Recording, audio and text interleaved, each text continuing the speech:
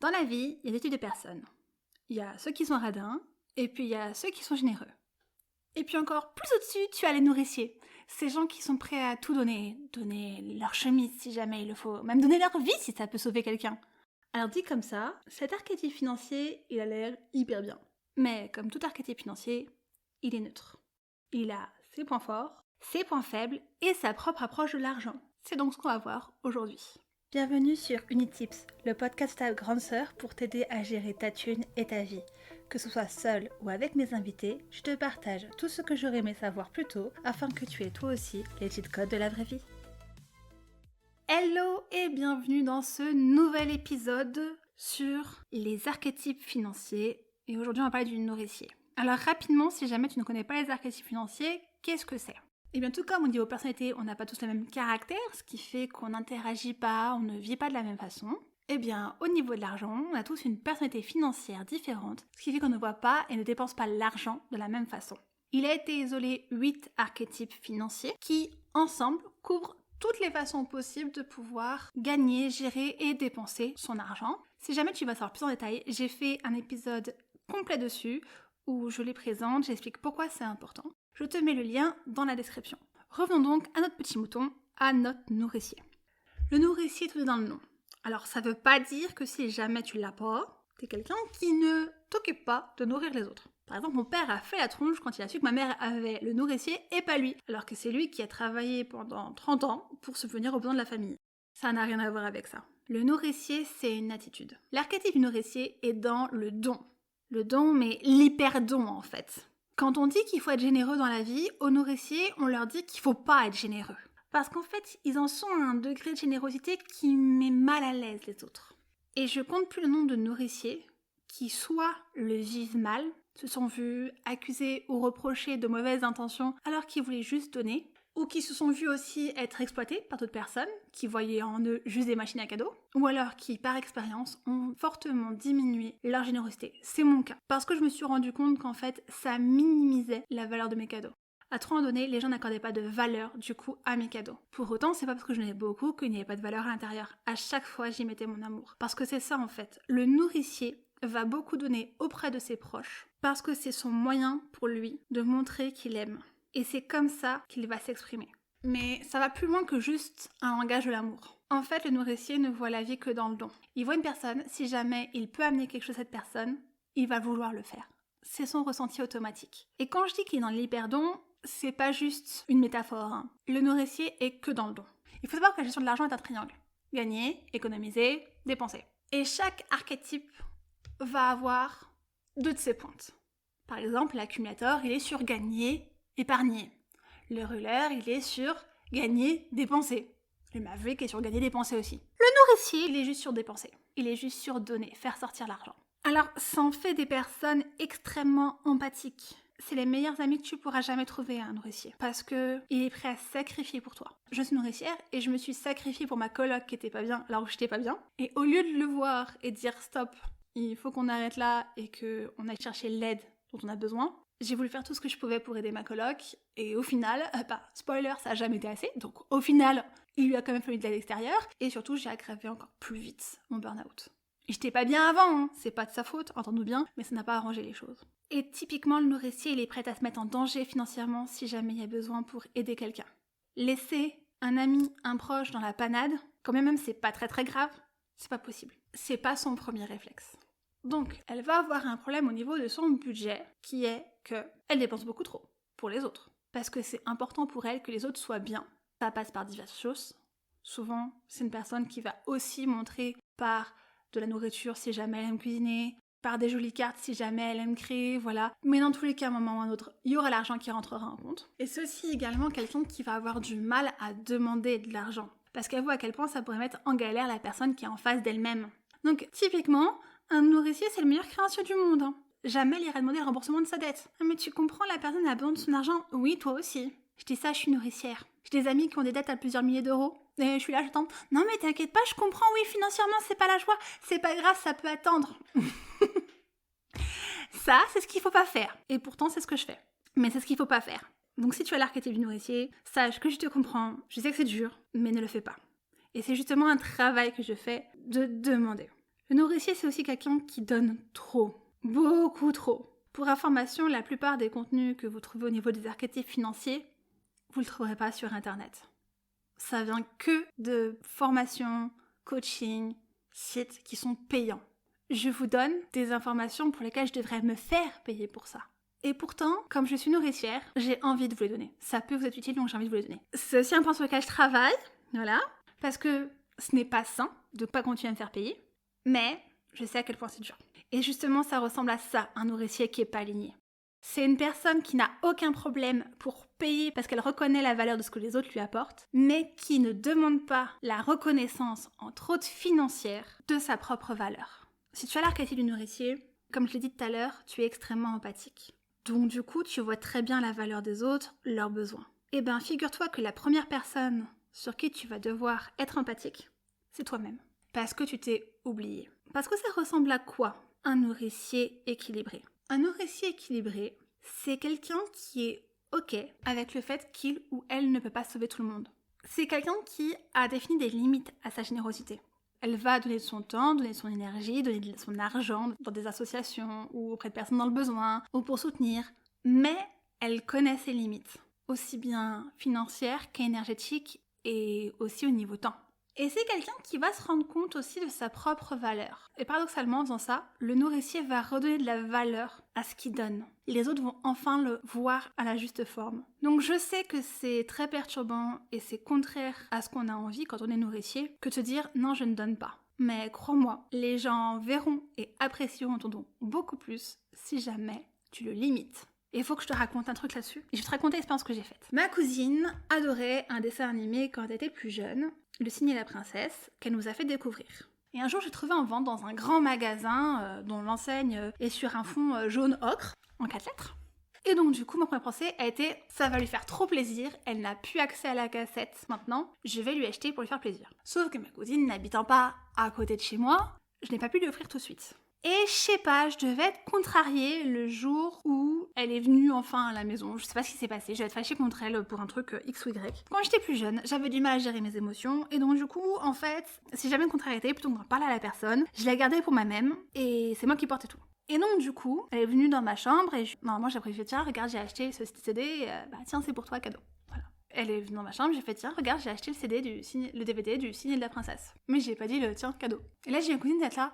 Trop cool, c'est trop bien, t'aimais bien ce film toi aussi et tout. Et là dans ma tête ça a fait clic. C'est qu'en fait, 1, j'avais le droit de me faire des cadeaux à moi, et 2, les gens ne vivraient pas mal le fait que je ne leur offre pas. Ils le vivraient très bien. Sincèrement, à ce jour, le DVD n'a jamais manqué à ma cousine, hein. Donc, essaie de faire l'expérience. Pour le prochain cadeau que t'as prévu pour quelqu'un, ne le donne pas et observe. Et tu remarqueras que la personne va bien le vivre. Sincèrement, si quelqu'un te fait culpabiliser de ne pas lui avoir offert quelque chose, cette personne est toxique et elle te manipule.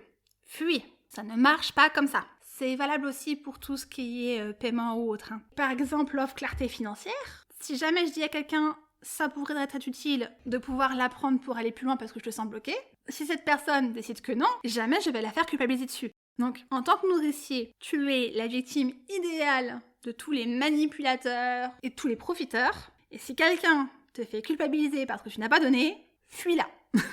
Au pire, je sais que tu as tendance à voir le bon côté des personnes. Au pire, si c'était vraiment juste de la maladresse, ça va la faire réfléchir et elle va enfin pouvoir avoir la bonne attitude et te respecter toi aussi dans tes besoins. Donc, fais une expérience, ne donne pas, diminue. Sincèrement, avant même de travailler les archétypes financiers avec Oriane, j'avais déjà diminué ma générosité, comme je dis tout le temps, de 99%. Tellement j'y avais mis un frein. Parce que j'ai remarqué que les gens n'appréciaient plus du tout à la juste valeur mes cadeaux. Et qu'en fait, ça devenait quelque chose de banal, bancal, alors que moi, j'avais mis tout mon temps, toute mon énergie, tout mon amour. C'était important pour moi. Mais quand j'ai appris que j'étais nourricière, j'ai encore plus diminué de 99%. Parce que j'étais encore trop généreuse. Comme je disais, nous, faut pas nous apprendre la générosité, faut nous apprendre l'anti-générosité. Ou plutôt la générosité avec nous-mêmes. La règle d'or, hein, faites aux autres ce que vous voudriez qu'on fasse pour vous, elle marche dans l'autre sens. Faites pour vous ce que vous faites aux autres. Donc, accorde-toi, à toi aussi, des cadeaux et la valeur que tu mérites. Et on arrive justement au dernier point, reprends confiance en ta propre valeur. C'est important. Oui, aider les autres, c'est bien, mais pas à n'importe quel prix. Imaginons tu as quelqu'un qui est dans la galère. Oui, c'est très bien de vouloir l'aider. Mais si ça te met toi en danger, c'est non. c'est qu'en fait, la première personne que tu dois prioriser, c'est toi-même. Si tu as déjà pris l'avion, tu as sûrement déjà entendu la règle de sécurité par rapport au masque à oxygène. Qu'est-ce qu'on dit aux parents? Mettez en premier votre masque à oxygène à vous et ensuite à vos enfants. Pourquoi? Parce que si jamais tu le mets en premier à tes enfants, mais que toi tu tournes de l'œil parce que tu n'as pas mis ton masque à oxygène, l'enfant il sait pas le gérer. Donc super, non seulement toi t'es en galère, mais en plus personne pourra t'aider et tes enfants seront en galère. Alors que si tu le mets en premier à toi, oui, c'est contre nature, t'as envie de sauver tes enfants en premier, c'est normal. Mais si tu mets d'abord à toi, tu t'assures d'être pleinement dans le meilleur état possible pour pouvoir aider les autres. Eh ben, c'est pareil dans la vie, que ce soit ton argent, ton temps, ton énergie, il faut d'abord que tu te priorises. Alors je dis pas d'être égoïste et de ne plus jamais donner. Mais tu ne peux donner que si jamais tu as. Tu fais quoi si jamais tu t'es mis en danger? Si jamais tu te retrouves avec un impayé? Si jamais tu as voulu aider quelqu'un et tu te retrouves interdit bancaire? C'est pas l'autre personne qui en portera les conséquences, c'est toi. Or, pourquoi l'autre personne a un problème? Soit parce qu'elle a mal géré, et dans ce cas-là, je veux bien t'aider, mais meuf ou mec, c'est de ta faute, je peux pas faire de miracle. Soit parce qu'il a eu un pépin, c'est pas de bol. Donc là, effectivement, c'est pas de la faute à la personne en face, c'est de la faute à personne. Tomber malade, un accident, perte d'emploi, on sait jamais ce qui peut arriver, hein. Tu ne pourras être un soutien à cette personne que si jamais tu es capable, toi, d'être stable et d'être en sécurité d'abord. Est-ce que t'as déjà vu quelqu'un qui ne savait pas nager essayer de sauver quelqu'un qui se noyait? Bah t'as deux morts. Si jamais tu sais pas nager, tu vois quelqu'un qui se noie, la bonne astuce, c'est pas d'essayer d'aller le sauver, c'est d'appeler les pompiers. Et bien, financièrement, ou énergétiquement, ou au niveau de ton temps, c'est la même chose. Tu ne pourras aider quelqu'un que si jamais toi-même tu es stable, si jamais tu es capable de pouvoir le faire, si jamais tu es en sécurité. Je te dis pas d'avoir des millions d'euros de côté et de refuser de prêter 10 euros à ton petit frère ou à ta belle-sœur parce qu'il y a un problème. Non. Mais assure-toi d'avoir toujours de quoi couvrir tes besoins vitaux. Et ça va justement être là mes conseils financiers pour pouvoir bien gérer ton budget. Premièrement, définis clairement quelle est la somme d'argent que tu ne peux pas toucher. Quelles sont tes limites?